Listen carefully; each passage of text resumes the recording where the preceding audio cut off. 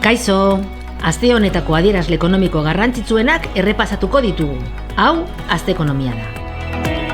Abuztuan, 922.000 gaualdi inguru erregistratu ziren Euskadiko hoteletan.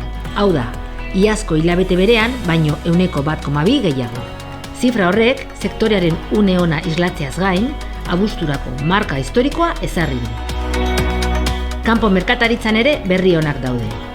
Uztailean, Euskadiko atzerrirako esportazioak 4,1 hasi ziren 2 hilabetez behera egin ondoren.